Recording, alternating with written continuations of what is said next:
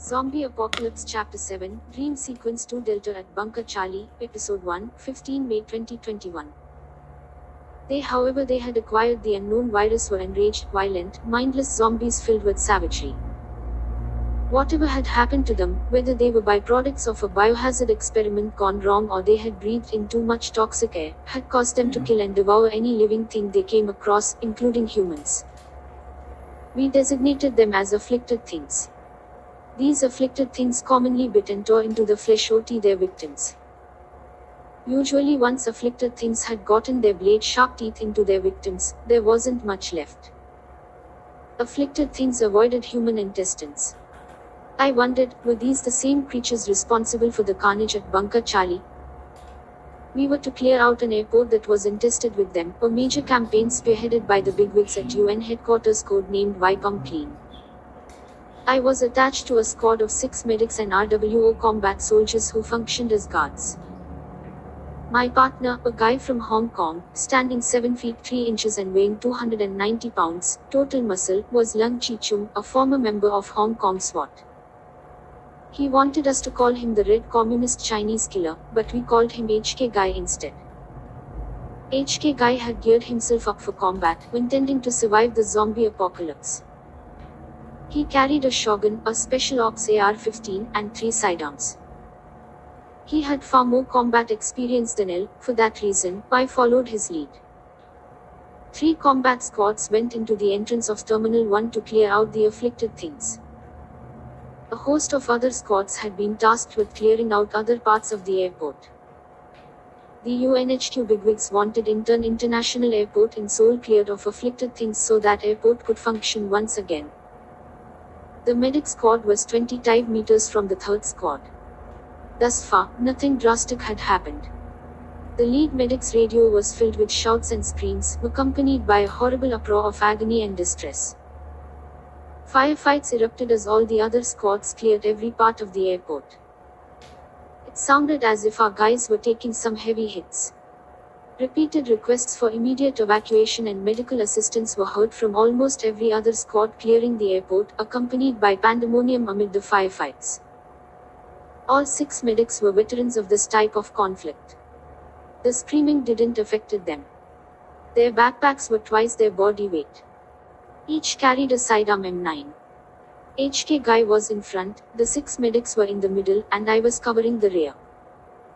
The leader of the third squad spoke into the radio, doing a check with the lead medic. Doc, radio check. The lead medic responded, 25 meters behind, all go. Suddenly, loud firefighting erupted, so communication with that person went out. The lead medic warned others with her stare. HK Guy checked the tracking device to ensure that we weren't farther than 25 meters behind the last combat squad. He said, we're at 26 meters. Follow me.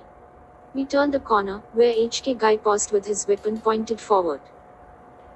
The firefights continued. The afflicted things screamed when the bullets ripped them apart. The leader of the first squad placed a distress call to our medics. The lead medic said, on our way. With HK Guy at the front, we rushed over there, running past the third and second squads, who were maintaining their defensive positions. None of them needed medical attention at the time. At the next corner, the entrance to the hallway, body parts of the afflicted things littered the ground, along with acid blood. The vast majority of the fallen afflicted things had died from being shot in the head. We'd been given strict orders to shoot the afflicted things in the head. There were about 50 of those things with their heads either shot off or shot into pieces. Their bodies were naked. Their fronts were marked by very large veins. Between that and the bullet holes, it was hard not to vomit. The afflicted thing's thick blood was also abnormal, extremely dark red and thick like glue, accompanied by the strong acidic smells of some unknown chemical. I was almost sure that these afflicted things and the other afflicted things were the end product of some biohazardous experiment gone amok, or else an experiment that had yielded favorable results to the North Korean mad scientists, as they had hoped. Either way, the 3 combat squads, among others, had been mandated to kill on sights without fail. To be bitten by one of the afflicted things was a guaranteed death. We reached the first squad. One of the soldiers had been bitten in the neck with a large chunk of flesh missing, exposing the veins and fatty tissue. Those who were helping the soldier were extra careful not to touch her blood. The lead medic evaluated the soldier, then told everyone to get back. The soldier was dead, yet her body was twitching in every which direction. The lead medic signaled for HK Guy to shoot her in the head.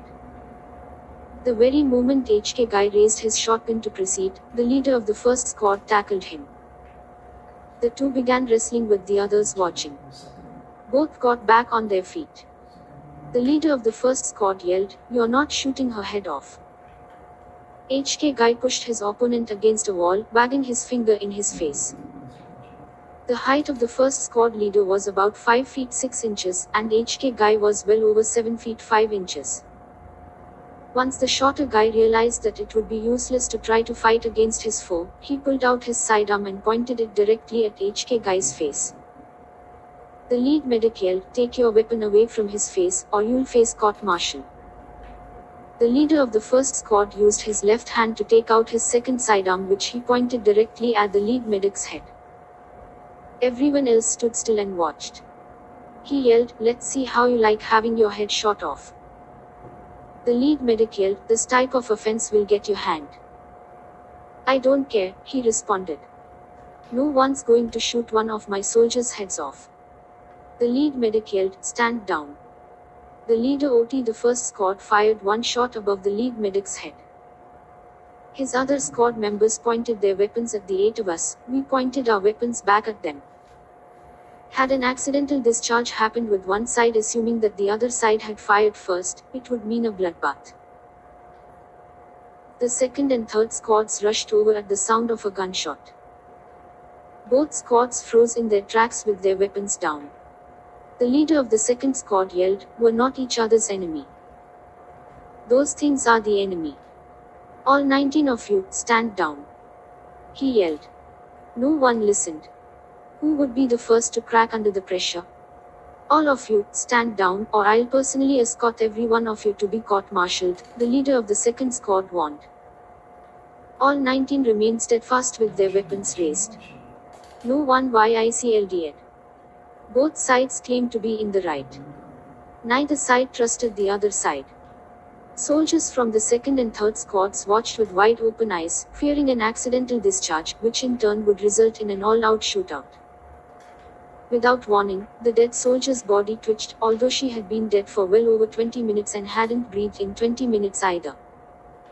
Our attention shifted to the dead soldier. The dead body twitched more aggressively as it screamed horrifically. Then it went dead again. The twitching ceased. Then its eyes opened wide, and it moaned loudly. Its eyeballs rolled backward. Although its neck was missing a chunk of flesh with the veins ripped out and dangling in the air, the dead body became reanimated. It jerked itself up and became one of them, one of the afflicted things, and its primal need to feed upon warm flesh setting. It prepared to come for us. The leader of the first squad fired the 54 rounds from both sidearms at its head. Brain particles splattered everywhere. Other members of the first squad shot at its neck until it was completely decapitated, then all fire ceased. Everyone obeyed the command to stand down. At once, all 6 medics began performing complete evaluations of the other soldiers. HK Guy and the leader of the first squad sat next to each other in silence, their sweaty heads down. Once the medics had verified that there were no bite marks on any of the soldiers, the lead medic suggested that we all fall back to regroup.